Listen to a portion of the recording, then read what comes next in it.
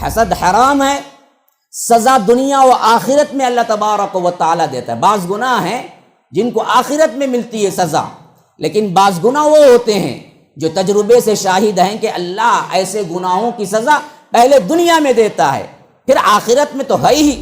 حسد کیا ہے؟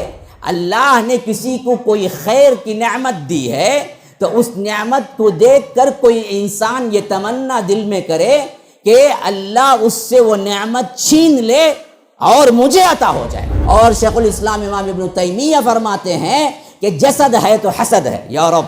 ان کا قول دیکھیے، ایک جملے میں کتنی بڑی بات کہی۔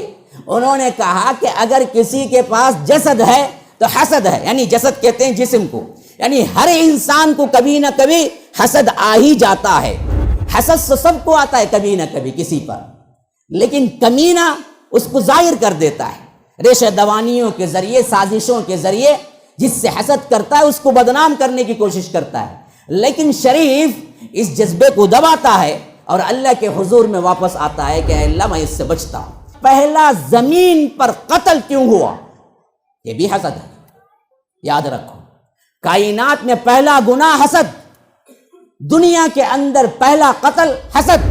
سازشوں میں پڑھ کے اس طرح بدنام کیوں کرتے ہو لوگوں کو جس کو رب العالمین نے کچھ دیا ہے؟ تو اللہ بہتر جانتا ہے کس کو کیا دینا ہے، تو گویا کہ تم اللہ کی تقدیر پر اعتراض کرتے ہو کہ اللہ نے اس کو کیوں دیا۔ مظلوم کی دعا ہمیشہ اللہ کے ہاں مقبول ہوتی ہے۔ پکارنے والا کون ہے یہ اللہ نہیں دیکھتا، متقی ہے، پرہیزگار ہے، یہ ہے، فلاں ہے، نہیں دیکھتا، بلکہ اللہ صرف ایک دیکھتا ہے کہ کیا یہ مظلوم ہے؟ مظلوم ہے تو اللہ قبول کر۔ سعد بن ابی وقاص جو عشرۃ المبشرہ کے اندر ہے، عشرت، دیکھیے اچھے اچھوں پر الزام لگ جاتا ہے۔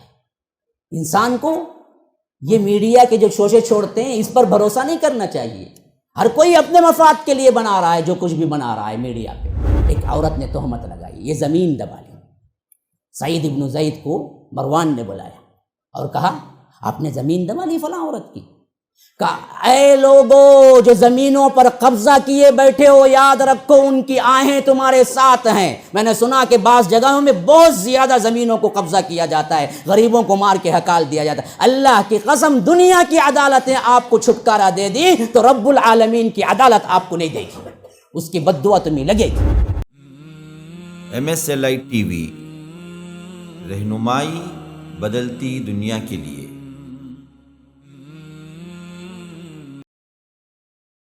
ان الحمد للہ نحمده ونستعینه ونستغفره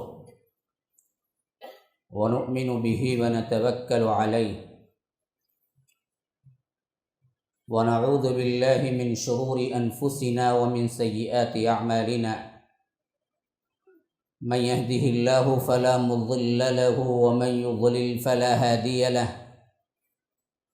وأشهد أن لا إله إلا الله وحده لا شريك له وأشهد أن محمدا عبده ورسوله أما بعد فإن خير الحديث كتاب الله وخير الهدي هدي محمد صلى الله عليه وسلم وشر الأمور محدثاتها وكل محدثة بدعة وكل بدعة ضلالة وفي رواية وكل ضلالة في النار فأعوذ بالله السميع العليم من الشيطان الرجيم من همزه ونفثه ونفخه أم يحسدون الناس على ما آتاهم الله من فضله فقد آتينا آل إبراهيم الكتاب والحكمة وآتيناهم ملكا عظيما وقال أيضا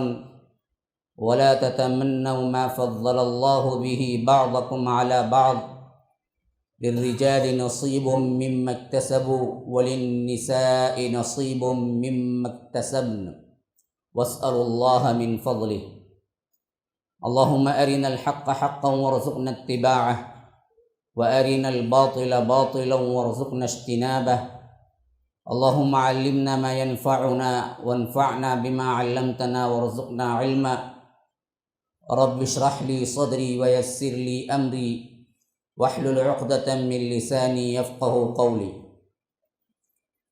اس اللہ کے نام سے ابتدا جس کے ناموں کی کوئی انتہا ہی نہیں۔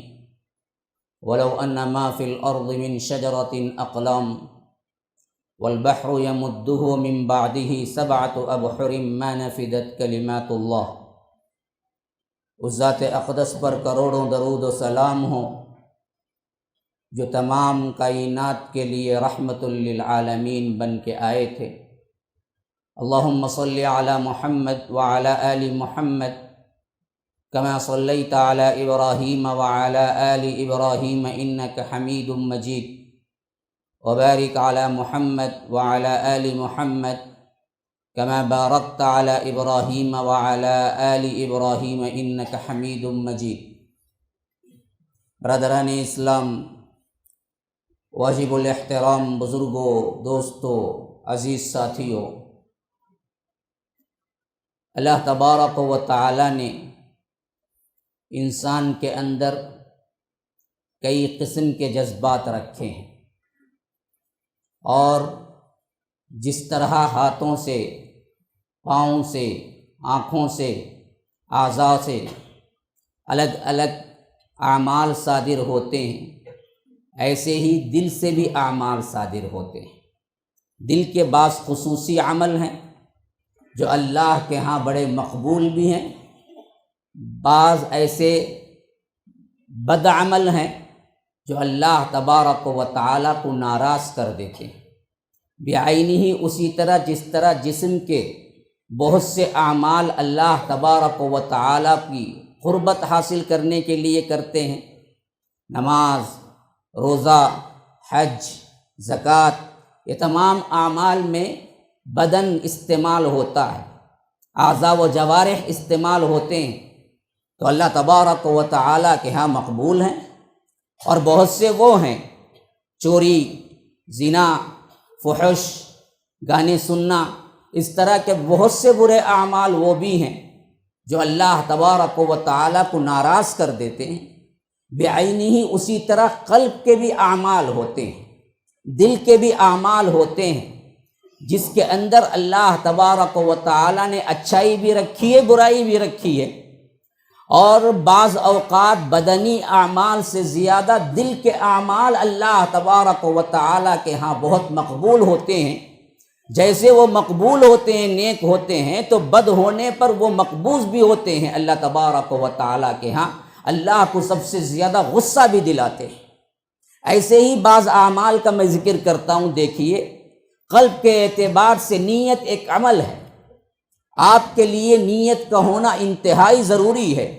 رب العالمین کسی عمل کو نیت کے بغیر آپ کو قبول نہیں کرتا، اور آپ کی نیتوں پر ہی اجر دیتا ہے۔ آپ لاکھوں خرچ کریں لیکن نیت اس کا دکھاوا ہے تو اللہ تبارک و تعالیٰ کے ہاں اس کی کوئی ویلیو نہیں۔ آپ 1 روپیہ دیں لیکن اللہ تبارک و تعالیٰ کے ہاں اس کی بہت ویلیو ہے، اگر وہ نیت صحیح ہو کہ میں اللہ کے لیے، رضا کے لیے دیا، کسی اور کو دکھانے کے لیے نہیں دیا۔ حالانکہ نیت دل کا عمل ہے، کسی کو دکھنے میں نہیں آتا۔ اسی طرح دیکھیے، خشیت ہم استعمال کرتے ہیں، اور یہ خشیت کا لفظ قرآن میں خاص طور پر نماز کے سلسلے میں استعمال ہوا ہے۔ قد افلح المؤمنون الذین هم فی صلاتهم خاشعون۔ وہ لوگ، وہ مومن فلاح پا گئے۔ کون سے مومن؟ وہ مومن جو اپنی نمازوں میں خشیت اختیار کرتے ہیں۔ اب بظاہر نماز میں آپ خشیت کا اظہار تو نہیں کر سکتے، ہاں، وہی قیام ہوگا، وہی رکوع ہوگا، وہی سجدے ہوں گے، خشیت تو دل میں ہوتی ہے۔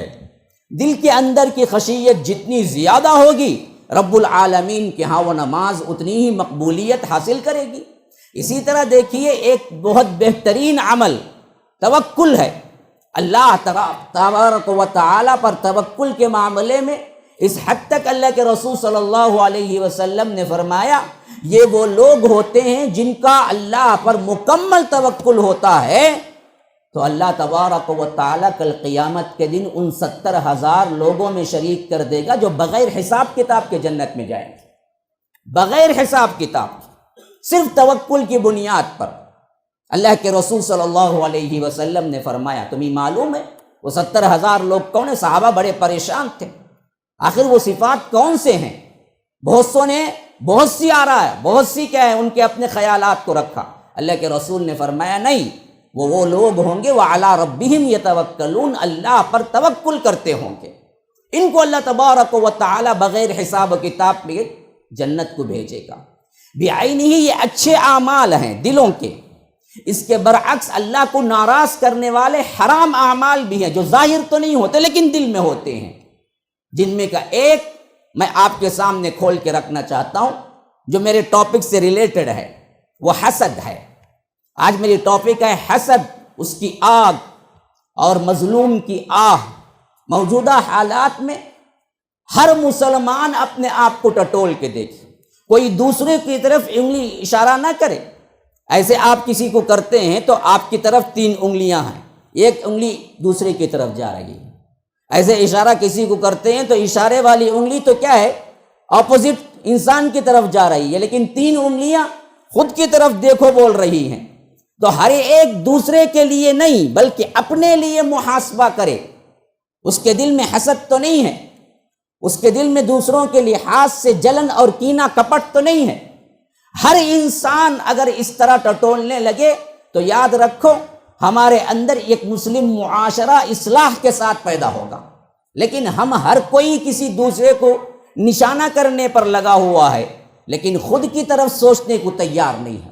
آئیے سب سے پہلے ہم اصطلاحی طور پر، تعریفی طور پر سمجھیں گے حسد کیا ہے، کس جذبے کو کہتے ہیں، اور یہ ذہن میں رہے حسد حرام ہے، حسد حرام ہے اور اس کی سزا بہت بڑی، دنیا میں بھی آخرت میں دونوں میں ملے گی۔ حسد حرام ہے، سزا دنیا و آخرت میں اللہ تبارک و تعالیٰ دیتا ہے۔ بعض گناہ ہیں جن کو آخرت میں ملتی ہے سزا، لیکن بعض گناہ وہ ہوتے ہیں جو تجربے سے شاہد ہیں کہ اللہ ایسے گناہوں کی سزا پہلے دنیا میں دیتا ہے، پھر آخرت میں تو ہے ہی۔ اور یہ اتنا بڑا معاملہ ہے، اتنی بڑی حقیقت ہے، حتیٰ کہ اللہ کے رسول صلی اللہ علیہ وسلم پر بھی خصوصی طور پر سورہ ناس اور سورہ فلق اتارا تو اس میں فرمایا کہ دیکھو حاسد کے حسد سے آپ بھی پناہ مانگے یا رب۔ اس کا جو اثر ہوتا ہے حقیقتاً انسان پر وہ اتنا کٹھن ہے، اتنا خطرناک ہے کہ اللہ تبارک و تعالی نے جناب محمد الرسول اللہ صلی اللہ علیہ وسلم تک کو فرمایا کہ آپ بھی اس سے پناہ مانگیے۔ ہاں، وَمِن شَرِّ حَاسِدٍ اِذَا حَسَدَ، ہر اس حاسد سے جب وہ حسد کرنے لگے، اس کی شر سے، اس حسد کی برائی سے اے اللہ میں پناہ میں آتا ہوں، کیونکہ ایک تو وہ برائی آتی بھی ہے، دوسرے کو نقصان پہنچاتی بھی ہے اور حاسد کو بھی نہیں چھوڑتی۔ حتیٰ کہ اسلاف کے جملے بڑے پیارے ہیں، کہتے ہیں کہ جو حسد کرنے والا ہے اس حسد کرنے والے کو جہنم تو بعد میں ملے گی لیکن اللہ اس کی دنیا بھی جہنم بنا دیتے ہیں۔ جو حسد کرنے والا ہے اس کے لیے آخرت میں تو جہنم ملے گی، لیکن حسد کرنے کی اس صفت کی وجہ سے یاد رکھو اس کی دنیا بھی جہنم بن چکی ہوتی ہے۔ ہمیشہ پریشان حال ہوتا ہے کہ کس کو ستائے، کس کو کیا ہے۔ اللہ تبارک و تعالی نے جس کو بھی جو نعمت دی ہے اس پر جلے اور اسے کینہ کپٹ اپنے دل میں رکھے، کبھی پرسکون نہیں ہوتا، اپنی زندگی جہنم بنا لیا ہوتا ہے۔ تو حسد کا اصل معنی کیا ہے؟ اللہ نے کسی کو کوئی فضل دیا ہے، کوئی انعام دیا ہے، کوئی وسیلہ دیا ہے، کوئی وسائل دیے ہیں، کوئی مالداری دی ہے، کوئی بھی خیر دی ہے، اس کو دیکھ کر یہ تمنا دل میں کرے۔ اچھی طرح سنو، اچھی طرح سنو، یہ میں تعریف بیان کر رہا ہوں، تعریف حسد کیا ہے یہ میں تعریف اصطلاحی طور پر بیان کر رہا ہوں کہ اللہ تبارک و تعالی نے کسی کو نعمت دی ہے، فضل دیا ہے، مالداری دی ہے، کوئی بھی خیر دی ہے، خواہ وہ حسن ہو، خواہ وہ جمال ہو، خواہ وہ دولت ہو، خواہ وہ دین ہو، خواہ وہ علم ہو، ہر کوئی جو اللہ نے اس کو خیر دیا ہے اس کو دیکھ کر کوئی آدمی یہ تمنا کرے، تمنا دل میں، ہاتھ سے نہیں، ابھی کچھ نہیں کر رہا ہو، دل کا معاملہ ہے، وہ یہ تمنا کرے کہ اس سے وہ نعمت چھن جائے، مجھے مل جائے۔ یہ ہے حسد۔ اچھی طرح سمجھو، حسد کیا ہے؟ اللہ نے کسی کو کوئی خیر کی نعمت دی ہے تو اس نعمت کو دیکھ کر کوئی انسان یہ تمنا دل میں کرے کہ اللہ اس سے وہ نعمت چھین لے اور مجھے عطا ہو جائے۔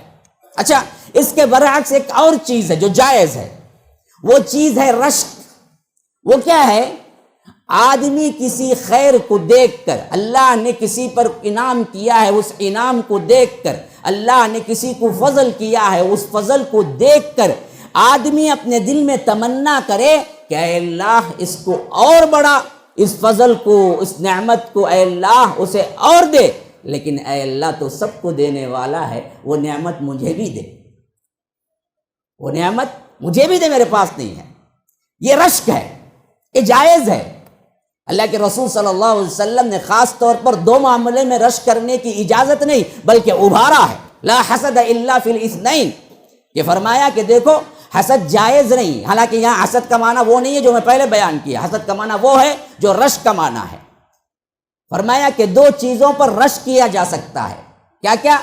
ایک وہ آدمی جس کو اللہ نے مال دیا ہے اور وہ رات دن اللہ کی راہ میں خرچ کر رہا ہے، تو اس پر آپ رشک کر سکتے ہیں، کہہ سکتے ہیں کہ اللہ فلاں کو یہ مال دیا ہے کہ وہ رات دن خرچہ کرتا ہے، میرے پاس کوئی مال نہیں ہے، اللہ اس کو اور بڑا اور مجھے بھی ویسا ہی مالدار کر دیتا کہ میں بھی تیری راہ میں خرچ کرتا رہوں۔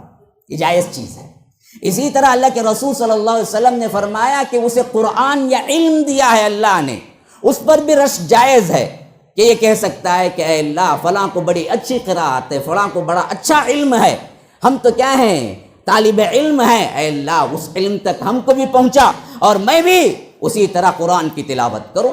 تو ایک تو وہ تمنا ہے جس میں اس کے لیے دعا ہے اور ساتھ میں میرے لیے بھی، اپنے لیے بھی دعا ہے، لیکن دوسرا برعکس حسد کیا ہے کہ بد دعا ہے کہ اے اللہ اس سے چھین لے۔ یہاں تک ایک درجہ ہے حسد کا، یعنی کسی کی نعمت کو یا کسی کے فضل کو، کسی کے خیر کو یہ سوچے کہ اللہ اس سے چھین لے، یہ حسد کا پہلا درجہ ہے، کم درجہ ہے۔ اس سے بھی سخت ترین درجہ وہ ہے جس میں وہ تمنا کرے کہ اس سے چھین لے اور مجھے عطا ہو جائے۔ مثلا کسی کو آپ نے دیکھا کوئی اچھا سا کیا ہے لباس پہنے ہوئے ہے، آپ کے پاس اس کی شکت نہیں ہے اور آپ کے دل سے آہ نکل رہی ہے کہ اے اللہ اس کو غارت کر دے، اس کو اس سے حیثیت میں نہ رکھ کے یہ اچھا لباس پہن سکے اور ساتھ میں مجھے عطا ہو جائے۔ یہ نمبر دو، اس سے سخت ترین جس میں آپ نے صرف یہ تمنا کیا کہ اس سے نعمت چھن جائے، اس سے بدترین حسد نعمت چھن جائے مجھے مل جائے، اس سے بھی بدترین، اس سخت ترین ہے، اور اس سے زیادہ سخت ترین درندے کے پاس بھی نہیں ہے۔ یاد رکھو وہ حسد ہے جس میں بندہ کیا کرے، یہ تو تمنا کرے کہ اللہ اس کو چھین لے اس نعمت کو اور وہ نعمت مجھے عطا ہو جائے، اور ساتھ میں ریشہ دوانیاں ہاتھ پاؤں کا استعمال کر کے سازشیں کر کے چھیننے کی کوشش کرے۔ یہ انتہا ہے، انتہا ہے، انتہا ہے جو انسان نہیں حیوانوں کی صفات میں آتا ہے۔ یاد رکھو یہ انتہا، آج اسی انتہا پہ کھڑے ہوئے ہیں، اسی انتہا پہ ہمارے لوگ کام کریں۔ مسلمان جس کو اللہ کے رسول نے فرمایا ایمان اور حسد ایک جگہ جمع نہیں ہو سکتے، لیکن حالت ہماری یہ ہے کہ ہر ایماندار آج ہمارے معاملے میں حسد کا معاملہ بالکل عیاں نظر آتا ہے کہ کوئی انسان ایسا نہیں ہے جس کو حسد نہ آتا ہو۔ اور شیخ الاسلام امام ابن تیمیہ فرماتے ہیں کہ جسد ہے تو حسد ہے۔ یا رب، ان کا قول دیکھیے، ایک جملے میں کتنی بڑی بات کہی۔ انہوں نے کہا کہ اگر کسی کے پاس جسد ہے تو حسد ہے، یعنی جسد کہتے ہیں جسم کو، یعنی ہر انسان کو کبھی نہ کبھی حسد آ ہی جاتا ہے، حسد آ ہی جاتا ہے، ہر انسان کو یہ جذبہ کبھی نہ کبھی ٹچ کرتا ہے۔ تو حسد ہے، جسد ہے، تو فرمایا کہ حسد ہے، اور اس کے ساتھ ایک لفظ فرمایا، بڑا قیمتی لفظ ہے، کہ فرمایا کہ کمینہ، کمینہ اس کو ظاہر کر دیتا ہے، یعنی فرمایا کہ حسد ہے، جسد ہے تو حسد ہے، کمینہ اس کو ظاہر کر دیتا ہے، شریف اس سے پناہ مانگ کے رب العالمین کی طرف لوٹ جاتا ہے۔ حسد سے سب کو آتا ہے کبھی نہ کبھی کسی پر، لیکن کمینہ اس کو ظاہر کر دیتا ہے، ریشہ دوانیوں کے ذریعے، سازشوں کے ذریعے، جس سے حسد کرتا ہے اس کو بدنام کرنے کی کوشش کرتا ہے، لیکن شریف اس جذبے کو دباتا ہے اور اللہ کے حضور میں واپس آتا ہے کہ اے اللہ میں اس سے بچتا ہوں۔ یہ ہے خلاصہ تعریف کے اعتبار سے حسد کیا ہے۔ اب آگے چلے، سب سے پہلا کائنات کے اندر گناہ کس وجہ سے ہوا؟ آپ کو معلوم ہے کائنات کے اندر سب سے پہلا گناہ کیا ہوا؟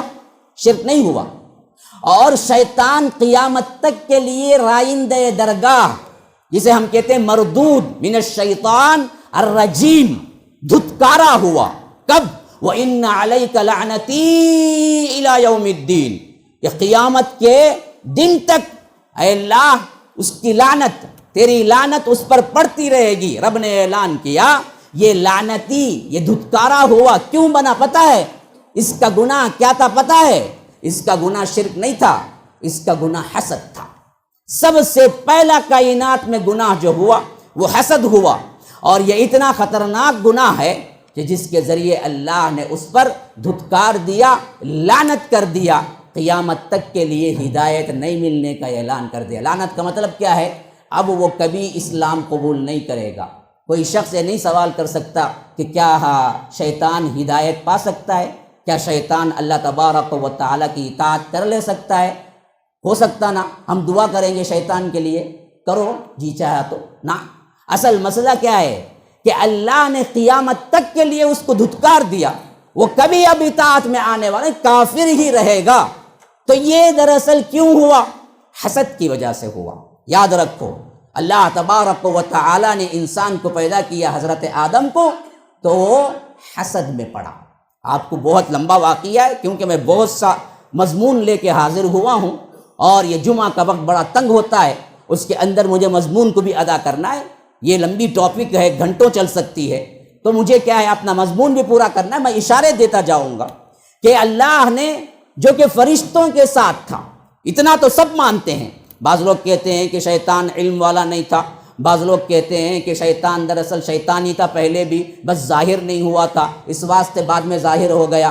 لیکن یہ بات تو سب کے ہاں مسلم ہے کہ وہ جن ہوتے ہوئے فرشتوں کے ساتھ تھا، یعنی کوئی نہ کوئی بیوٹی تھی اس کے پاس، جس کی وجہ سے اللہ نے وہ جن ہوتے ہوئے، یعنی وہ جنس جو ملائکہ کی جنس نہیں تھی، پھر بھی اللہ نے ملائکہ کے ساتھ رکھا۔ کوئی نہ کوئی بیوٹی تھی اس کے پاس، جس کے واسطے اسے اللہ نے ملائکہ کے ساتھ رکھا تھا۔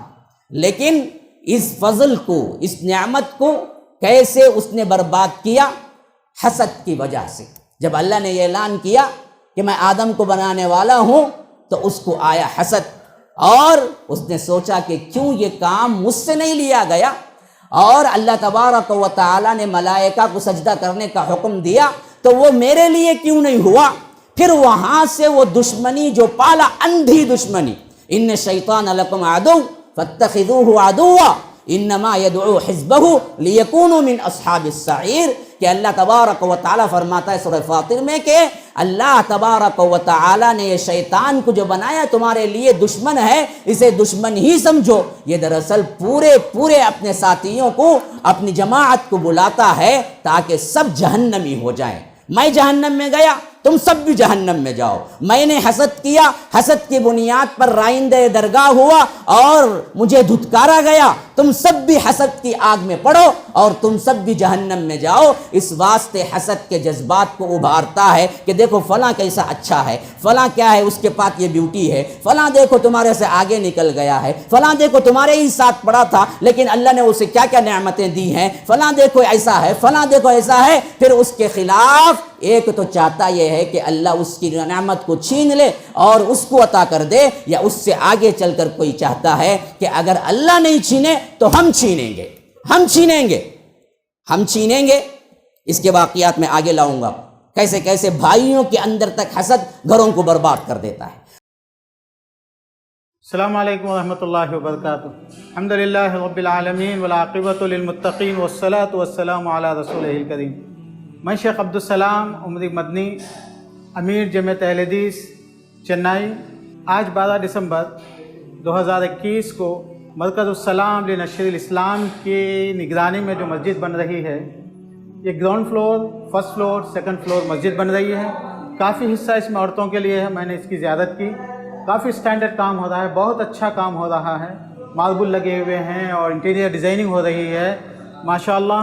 بڑی خوشی ہوئی ان کے خدمات سے۔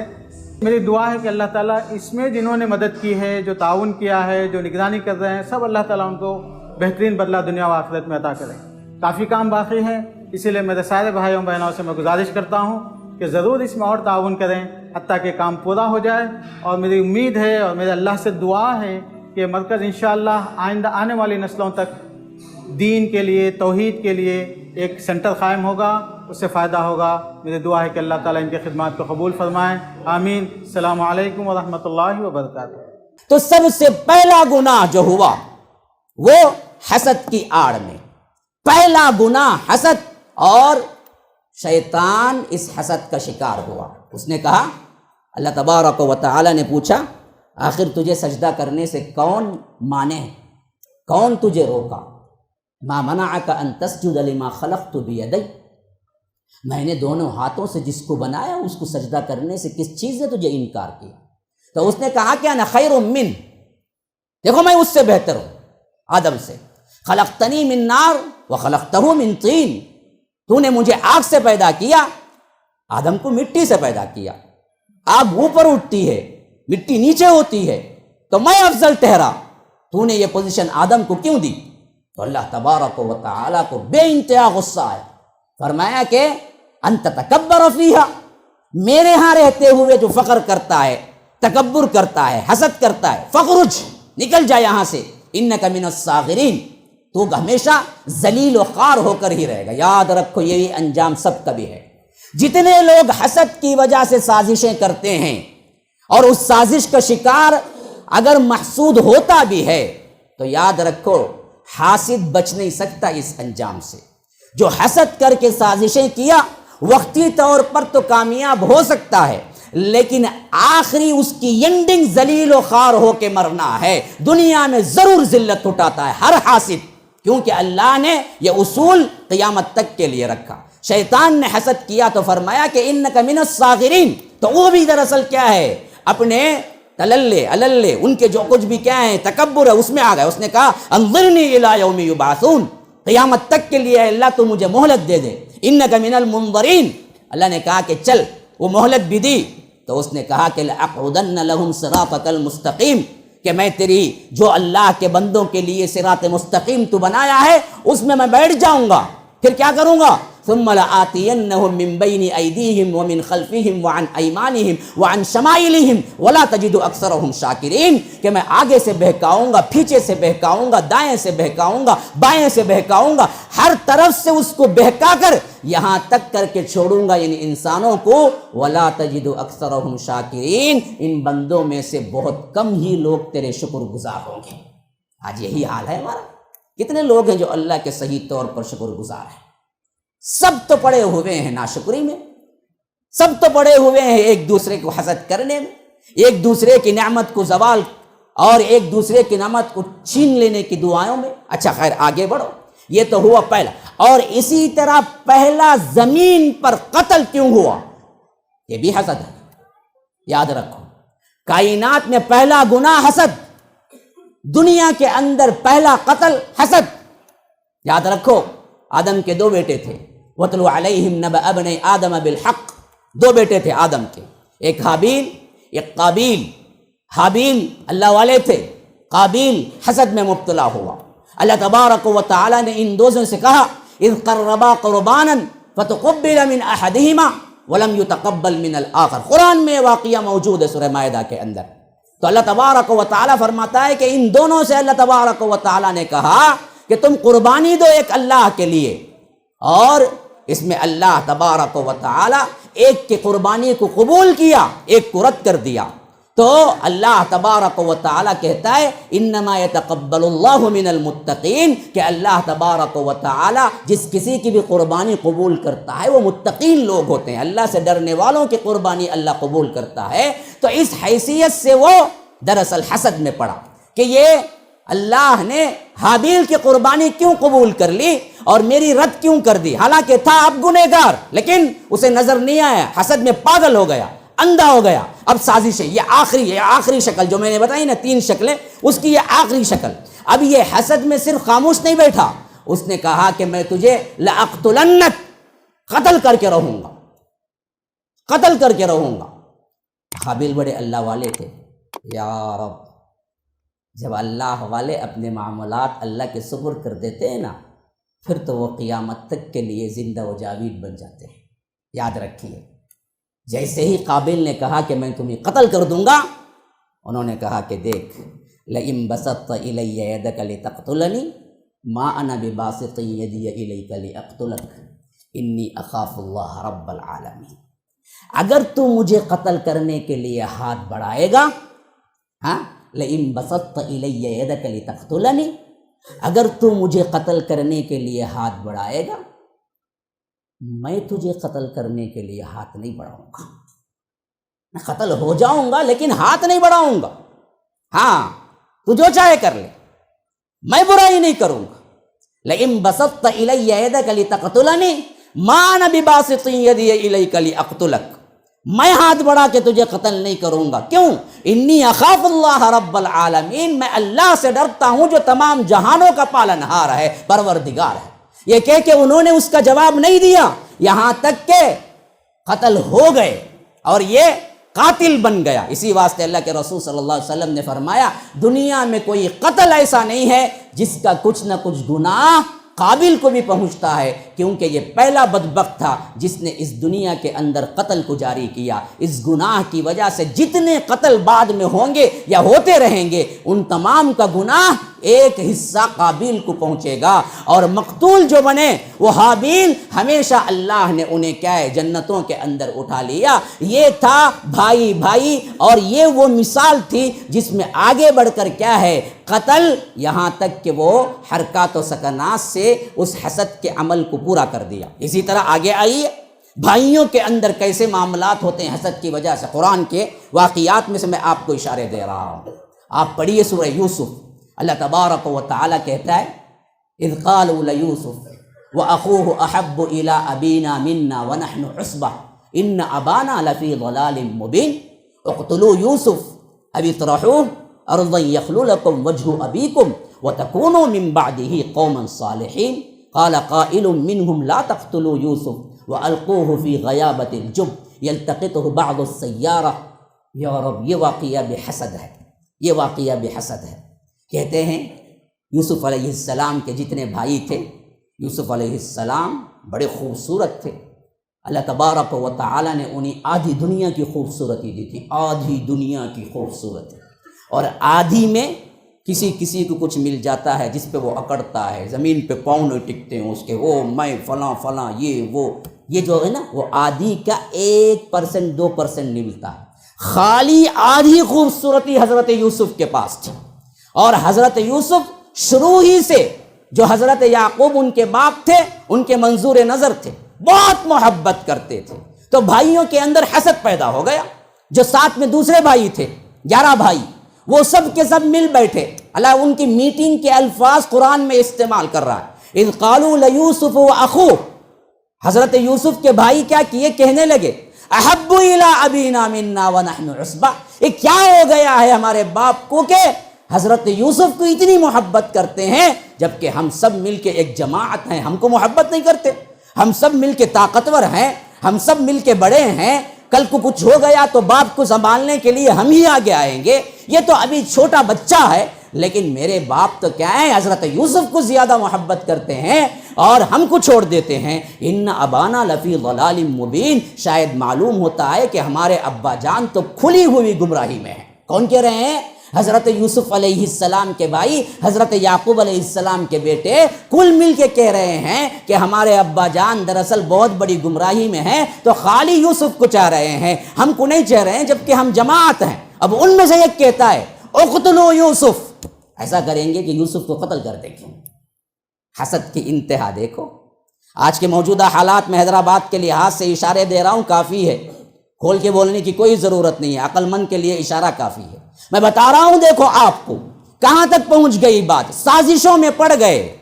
حسد وہ ایک ایسا قبیح گناہ ہے جو انسان کو بدترین سازشوں کے حوالے کرتا ہے، حتیٰ کہ اس سازش میں آخری حد کو اندھا کر کے پہنچا دیتا ہے، جس سے وہ کبھی نکل نہیں سکتا۔ وہ کیا ہے؟ قتل تک۔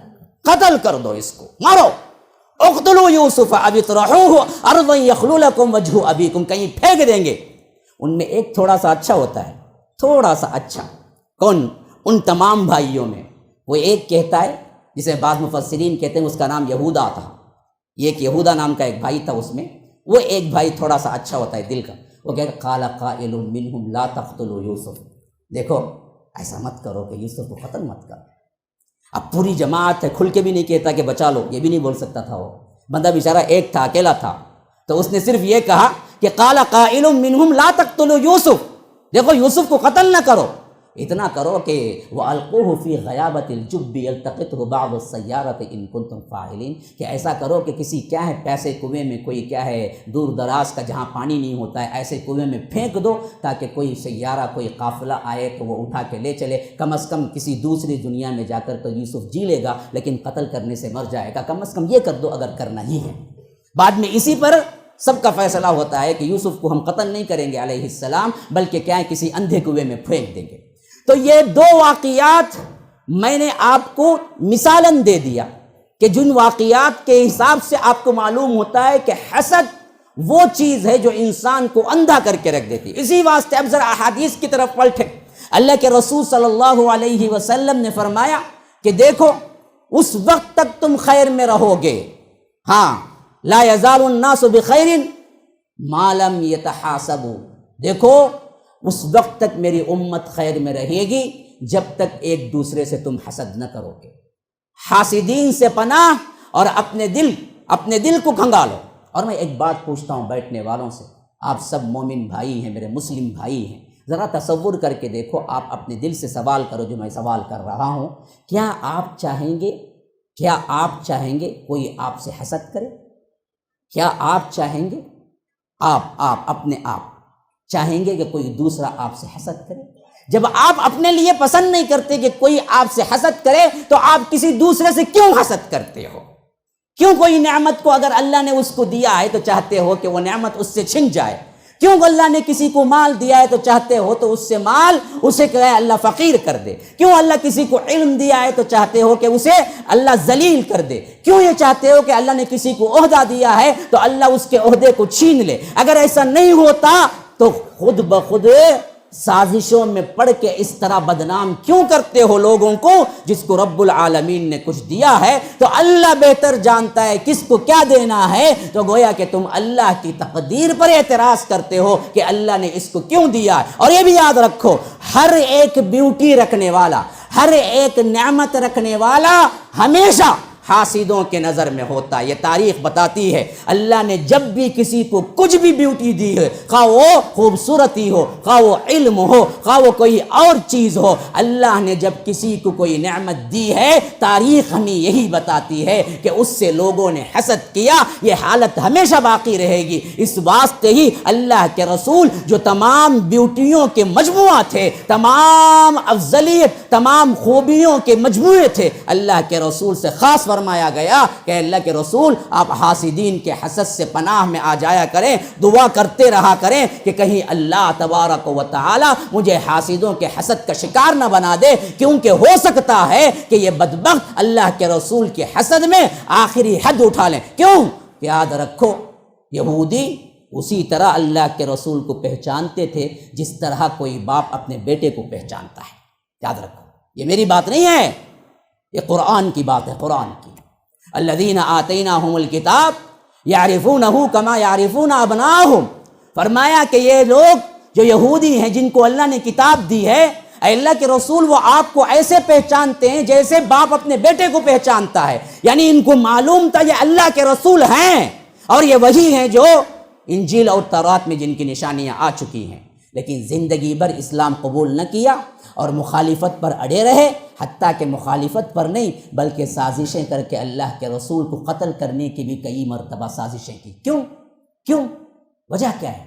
پہچانتے تھے نا، وجہ ایک ہی ہے جو رب العالمین ذکر کرتا ہے، وہ کیا ہے؟ حسدا من عند انفسہم، ان بدبختوں نے حسد میں پڑ گئے، ان لوگوں نے حسد کیا کہ اللہ کے رسول بنی اسماعیل میں کیوں آئے اور ہماری نسل بنی اسرائیل میں کیوں نہ آئے؟ اگر وہ بنی اسرائیل میں آتے تو قبول کر لیتے، صرف اس واسطے کہ یہ بنی اسماعیل میں آئے اور ہم دراصل نیچے ہو گئے، یہ اوپر ہو گئے۔ اور اسی طرح مشرکین مکہ بھی اسلام قبول نہیں کیا، خاص کر ابو جہل، ابو لہب۔ کیوں نہیں کیا؟ وہ نہیں جانتا تھا۔ 40 سال جو ساتھ میں رہا ہو، اللہ کے رسول صلی اللہ علیہ وسلم کے عادات و اطوار کو نہیں جانتا تھا، اس کو معلوم نہیں تھا کہ یہ جو کہہ رہے ہیں سچ کہہ رہے ہیں، لیکن قبول نہ کیا۔ کیوں نہ کیا؟ اصل میں معاملہ حسد تھا۔ وہ کہتا تھا کہ اللہ کے رسول میں آپ کو جھوٹا نہیں کہہ سکتا، میں آپ کو جادوگر نہیں کہہ سکتا، میں آپ کو کیا ہے یہ نہیں کہہ سکتا کہ آپ دراصل جھوٹا دعویٰ کر رہے ہیں، لیکن یہ بات میرے دل کو قبول نہیں ہوتی کہ بنو ہاشم نے فلاں کام کیا تو ہم نے بھی کیا، بنو ہاشم نے یہ کیا تو ہم نے بھی کیا، لیکن آخری میں آ کے تم کہتے ہو کہ اللہ نے نبوت دے دی تو ہم کہاں سے نبوت ڈھونڈ کے لائیں گے، یہ تو ہم نہیں کر سکتے، اس واسطے ہم مخالفت کریں گے۔ ہمیں حسد ہے اصل میں کہ آپ کو کیسے اللہ کا رسول بنا دیا گیا اور ہم میں سے کیوں نہیں بنایا گیا۔ یہی حسد تھا کہ قیامت تک ان لوگوں نے کیا ہے جہنم کے لیے اپنے آپ کو سپرد کر دیا، لیکن اسلام قبول نہیں کیا۔ تو یہ حسد کی انتہا جب ہوتی ہے تو وہاں پر مظلوم کی آہ شروع ہوتی ہے، یاد رکھو۔ اب یہ دوسری ٹاپک میرے پاس وقت نہیں، پہلے ہی بتا دیا تھا میں، میرے پاس وقت نہیں ہے، اشاروں سے کام لوں گا، لیکن ٹاپک ہے، مجھے مضمون کچھ دینا ہے۔ تو یہ ظلم وہیں سے شروع ہوتا ہے جہاں حاسد اپنے حسد کی تکمیل پہ پہنچتا ہے، اور اس کے نتیجے میں جس پر ظلم ہوا ہے وہ مظلوم کی آہیں بھرتا ہے۔ وہ مظلوم کی جو آہیں ہوتی ہیں اللہ تبارک و تعالی اس کو کبھی بھی رد نہیں کرتا، خواہ وہ کوئی بھی ہو۔ مظلوم کی دعا کو قبول ہونے کے لیے مسلمان کا ہونا شرط نہیں ہے، یاد رکھو۔ علماء یہی کہتے ہیں مظلوم کی دعا ہمیشہ اللہ کے یہاں مقبول ہوتی ہے۔ پکارنے والا کون ہے یہ اللہ نہیں دیکھتا، متقی ہے، پرہیزگار ہے، یہ ہے، فلاں ہے، نہیں دیکھتا، بلکہ اللہ صرف ایک دیکھتا ہے کہ کیا یہ مظلوم ہے، مظلوم ہے تو اللہ قبول کرتا ہے۔ اسی واسطے آخری وقت میں معاذ بن جبل کو اللہ کے رسول صلی اللہ علیہ وسلم نے یمن کا گورنر بنا کے بھیجا، تو آخری وقت تھا جدائی کا، اس وقت آخری نصیحت کرتے ہوئے اللہ کے رسول نے فرمایا یا معاذ، یاد رکھو معاذ، ایاک ودعوۃ المظلوم، کہ یاد رکھو مظلوم کی بد دعا سے بچنا، کیونکہ تم حاکم بن کے جا رہے ہو، تم یمن کے حاکم گورنر بن کے جا رہے ہو، تمہاری گورنری، تمہارا عہدہ تمہیں اس بات پر مجبور نہ کر دے کہ تم کسی مظلوم پر ہاتھ اٹھا دو، کسی کی زمین قبضہ کر لو، یا کسی پر کچھ تانا دے دو، کسی کو کچھ مار دو، ہو سکتا ہے وہ بد دعا کر دے۔ یاد رکھو جب مظلوم کی بد دعا زبان سے نکلتی ہے فَإِنَّ بَيْنَهَا وَبَيْنَ اللَّهِ حجاب، کہ پھر اللہ اور اس کے درمیان کوئی حجاب نہیں رہتا، بلکہ ڈائریکٹ اللہ تبارک و تعالی قبول کرتا ہے۔ اسی واسطے کبھی کبھی بڑے بڑے صحابہ بھی جب ان پر ظلم کیا گیا تو وہ چپ نہ رہ سکے۔ مظلوم کبھی کبھی یہی حالت میں ہوتا ہے میرے بھائی، انہوں نے بھی کیا ہے دعا کے لیے ہاتھ اٹھا دیے۔ 2-3 واقعات کہہ کے میں بات کو ختم کر دیتا ہوں۔ حضرت سعد ابن ابی وقاص بڑے بہترین گورنر تھے اپنے زمانے کے، جن کو حضرت عمر ابن الخطاب نے گورنر بنا کے بھیجا تھا۔ گورنری کے عہد میں ایک مرتبہ حضرت عمر کے پاس یہ شکایت آئی کہ حضرت سعد ابن ابی وقاص صحیح گورنری نہیں کرتے ہیں۔ تو انہوں نے پوچھا سعد ابن ابی وقاص سے کیا مسئلہ ہے؟ لوگوں نے کہا کہ اصل میں ان کا معاملہ یہ ہے کہ یہ نماز صحیح نہیں پڑھاتے۔ یارو کس کو؟ سعد ابن ابی وقاص جو عشرۃ المبشرہ کے اندر ہے۔ عشرت، دیکھیے اچھے اچھوں پر الزام لگ جاتا ہے۔ انسان کو یہ میڈیا کے جو شوشے چھوڑتے ہیں اس پر بھروسہ نہیں کرنا چاہیے۔ ہر کوئی اپنے مفاد کے لیے بنا رہا ہے جو کچھ بھی بنا رہا ہے میڈیا پہ۔ ذرا غور کرو، اللہ کے رسول کے وہ صحابی جو عشرۃ المبشرہ کے اندر ہیں، ان کے لیے کہا جا رہا ہے کہ یہ نماز صحیح نہیں پڑھاتے۔ تو سعد ابن ابی وقاص سے پوچھتے ہیں کہ واقعی تم نماز صحیح نہیں پڑھاتے؟ کہتے ہیں کہ امیر المومنین میں کیسے غلط نماز پڑھا سکتا ہوں؟ جو اللہ کے رسول کے پیچھے نماز پڑھا ہو زندگی بھر، میں تو وہی نماز انہیں پڑھاتا ہوں جو نماز اللہ کے رسول نے مجھے سکھائی ہے۔ بعض روایتوں میں تفصیل بھی آئی ہے، کہا کہ 2 رکعت پہلے ذرا طویل پڑھاتا ہوں، بعد کے 2 رکعت تھوڑا سا کم پڑھاتا ہوں، کیونکہ اللہ کے رسول نے ہمیشہ ایسے ہی پڑھایا کہ پہلے 2 رکعت میں زیادہ طویل قیام کرتے تھے بنسبت دوسرے 2 رکعت کے۔ میں وہی پڑھاتا ہوں جیسے اللہ کے رسول پڑھاتے ہیں۔ تو کہتے ہیں کہ مجھے یہی گمان تھا سعد، میں نے بدگمانی میں تم سے نہیں پوچھا، لیکن جب الزام آیا تو میں نے پوچھ لیا۔ دیکھیے یہ بھی ایک بہت بڑا سلوشن ہے، الزام ہو تو پوچھ لیا کریں جس پر الزام لگایا گیا ہے۔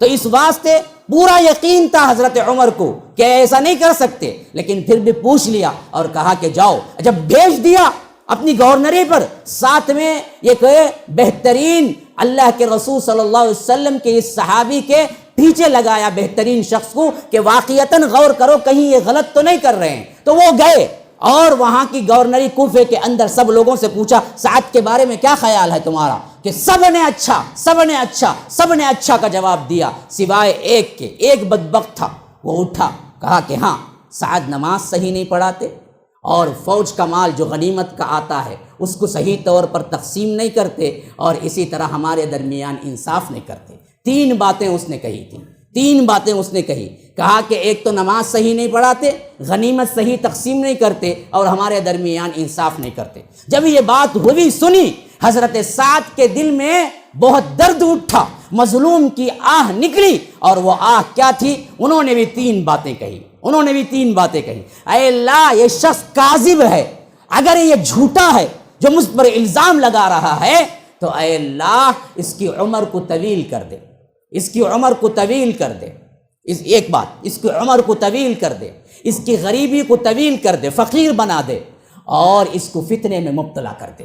یہ تین باتیں کہیں۔ پھر اس کے بعد لوگوں نے دیکھا کہ سعد ابن ابی وقاص کی بد دعا کس طرح لگی۔ کہتے ہیں کہ اللہ نے اسے اتنا بوڑھا کر دیا کہ یہ پلکیں جو ہیں اس کے بال سفید ہو کے نیچے گرنا شروع ہو گئے، حتیٰ کہ کبھی کبھی بال اتنے نکلتے کہ اس کے آنکھوں میں پڑ جاتے تھے، اور اس کے علاوہ وہ بھکاری بن گیا تھا۔ پورے کوفے کا بدترین بھکاری کوئی تھا تو وہی تھا، اور فتنے میں اللہ نے ایسے اس کو مبتلا کیا، اس بوڑھے پن میں جہاں اس کی بھویں سفید ہو کر وہ آنکھوں میں گر رہی تھی، ایسے وقت پر بھی کوفے کی گلیوں میں چلتی ہوئی لڑکیوں کو دیکھ کر آنکھ مارا کرتا تھا۔ ایسا اللہ نے اسے ذلیل کر کے مارا۔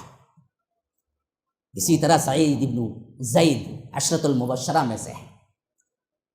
مروان جب حاکم تھے مدینے کے، ایک عورت نے دعویٰ کیا کہ زمین انہوں نے قبضہ کر لی میری۔ مروان نے بلایا سعید ابن زید عشرۃ المبشرہ، ہاں یہ صحابی بھی عشرۃ المبشرہ کے۔ مروان نے بلایا، کہا کہ آپ نے فلاں عورت کی زمین قبضہ، آج بھی ایک عورت کا معاملہ چل رہا ہے، ذرا غور سے دیکھو۔ ہاں ہر رونے والی کیا نہیں اپنے آپ میں سچی نہیں ہوتی، اور دھڑکا سنانے والی اپنے آپ میں کیا ہے صحیح نہیں ہوتی۔ دیکھو ذرا، ایک عورت نے تہمت لگائی، یہ زمین دبا لی۔ سعید ابن زید کو مروان نے بلایا اور کہا آپ نے زمین دبا لی فلاں عورت کی۔ کہا اے لوگو جو زمینوں پر قبضہ کیے بیٹھے ہو، یاد رکھو ان کی آہیں تمہارے ساتھ ہیں۔ میں نے سنا کہ بعض جگہوں میں بہت زیادہ زمینوں کو قبضہ کیا جاتا ہے، غریبوں کو مار کے ہکال دیا جاتا ہے۔ اللہ کی قسم دنیا کی عدالتیں آپ کو چھٹکارا دے دی تو رب العالمین کی عدالت آپ کو نہیں دے گی، اس کی بد دعا تمہیں لگے گی۔ ہاں اچھا، یہاں اس نے غلط لگایا تھا۔ سعید ابن زید آئے، مروان سے کہا میں زمین کو قبضہ کروں گا، جبکہ میں نے خود اپنے کانوں سے اللہ کے رسول صلی اللہ علیہ وسلم سے سنا جو کوئی دنیا کے اندر ایک بالش اتنی، ایک جان اتنی زمین بھی قبضہ کرتا ہے، اللہ کل قیامت کے دن 7 زمینوں کا بوجھ اس کے اوپر رکھے گا اور وہ لے کے حشر کے میدان میں چلے گا۔ یہ حدیث میں نے خود اپنے آنکھوں سے، اپنے کانوں سے سنا، میں کیسے کیا ہے کسی کی زمین کو ناجائز قبضہ کروں؟ تو مروان نے کہا پھر تے آپ سے کوئی پوچھ نہیں ہوتی، آپ تو حدیث سنا رہے ہیں، صحابی رسول ہیں، آپ سے ہم کیا باس پرس کریں گے، جائیے آپ۔ لیکن ان کو بڑا دکھ ہوا کہ اس بدبخت نے مجھ جیسے شخص پر الزام لگایا۔ یہی دکھی حالت میں آہت اٹھا دیے، مظلوم کی آہ سے بچو۔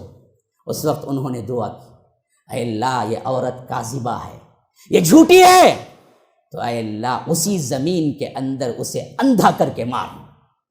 پھر لوگوں نے دیکھا کہ سعید ابن زید کی بد دعا لگ گئی۔